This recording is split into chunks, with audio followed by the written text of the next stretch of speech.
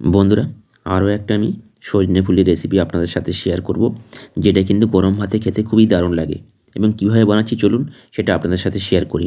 তার জন্য এখানে দেখুন কিছুটা সজনে ফুল নিয়েছি আমি, আর একদম ধুয়ে বেছে পরিষ্কার করে নিয়েছি এটা। দেখুন এরকম একদম সজনে ফুলগুলো। সবসময় সজনে ফুল একটু ভালো করে ধুয়ে পরিষ্কার করে নিতে হয়, না তো কিন্তু অনেক কিছু ময়লা থাকে এর মধ্যে। তো আমি ভালো করে ধুয়ে একদম পরিষ্কার করে নিয়েছি। আর নিয়েছি একটা রাঙা আলু। রাঙা আলু আর বেগুন দিয়ে কিন্তু আজকে আমি সজনে ফুল রান্না করব। রাঙা আলু দিয়ে সজনে ফুল রান্না করলে খেতে কিন্তু খুবই দারুণ লাগে। আর দেখুন রাঙা আলুগুলো এইভাবে আমি কেটে নিয়েছি, লম্বা লম্বা করে সরু সরু করে কেটে নিয়েছি। একদম এইরকম সরু সরু করে কেটে নেবেন আপনারা রাঙা আলুটা। আর কেটে নিয়েছি একটা বেগুন, একটা বেগুনও সেম সাইজ করে আমি কেটে নিয়েছি। দেখুন এইরকমভাবে, এইভাবে আপনারা কেটে নেবেন সেম সাইজ করে সরু সরু করে।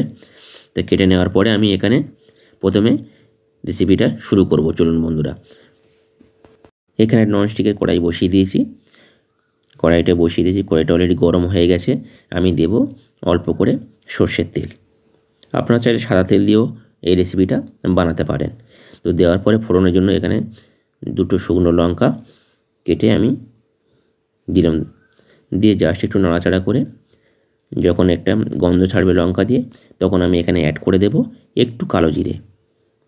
অ্যাড করে দিলাম, দিয়ে আবারও বেশ কিছুক্ষণ আমি এরকমভাবে নাড়াচাড়া করে নেব।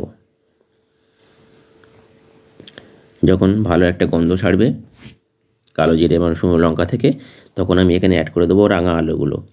কেটে রেখেছিলাম রাঙা আলুগুলো এরকম লম্বা লম্বা করে। রাঙা আলুটা দিয়ে ভালো করে আমি কিন্তু কষাবো। দেখুন যখন এরকম ভাজা ভাজা হয়ে যাবে, তখন আমি এখানে অ্যাড করে দেব কেটে রাখা বেগুনগুলো অ্যাড করে দিয়ে এইভাবে বেশ কিছুক্ষণ আপনারা কিন্তু নাড়তে থাকবেন।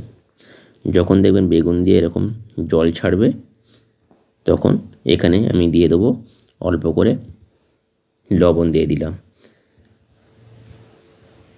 স্বাদ মতন একেবারে লবণটা আমি দিলাম। আর দিয়ে দেবো একটু হলুদ দিয়ে দিলাম। আর কিন্তু কোনো মশলা আমি এখানে দেব না। এইভাবে কিন্তু রান্নাটা হবে। এই রান্নাটা খেতে কিন্তু দারুণ লাগবে। আমি আর কোনো মশলা এখানে আর ইউজ করছি না। দিয়ে এইভাবে বেশ কিছুক্ষণ ঢাকা চাপা দিয়ে কিন্তু এটা কিন্তু রান্না করতে হবে। আমি এখন ঢাকা চাপা দিলাম, দিয়ে আবারও ফিরে এলাম। দেখুন অনেকটা নরম হয়ে গেছে আর ভাজা ভাজা হয়ে আসছে।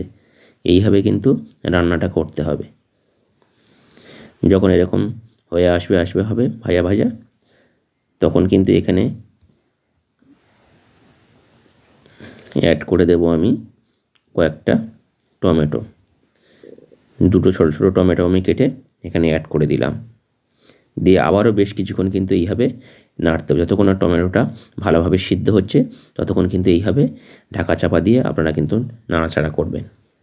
তাহলে সবগুলো ভালোভাবে সিদ্ধ হয়ে যাবে। দেখুন সিদ্ধ যখন এরকম হয়ে যাবে আর ভাজা ভাজা হয়ে আসবে, তখন এখানে অ্যাড করে দেব আমি যে সজনে ফুলগুলো ধুয়ে বেছে রেখেছিলাম, সেইগুলো দিয়ে দেব।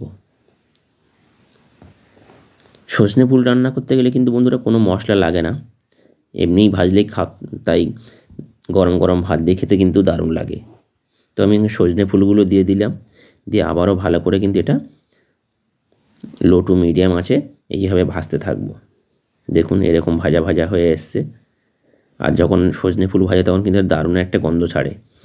এইভাবে ভেজে নেবেন আপনারা। দেখুন নামিয়ে নিলাম, আর গরম গরম ভাতের সাথে পরিবেশন করতে থাকবেন। খেতে কিন্তু অপূর্ব লাগে। তো কেমন লাগলো বন্ধুরা আমাকে কমেন্টের মাধ্যমে জানাবেন। তাহলে আজকের মতন বিদায় নিই। সবাই ভালো থাকবেন, সুস্থ থাকবেন। আবার নতুন রেসিপি নিয়ে আপনাদের সাথে শেয়ার করব। আপনারাও অনেক ভালো ভালো কমেন্ট করে, আমি দেখি, আমারও খুব ভালো লাগে। তাহলে সবাই ভালো থাকবেন। Bye bye.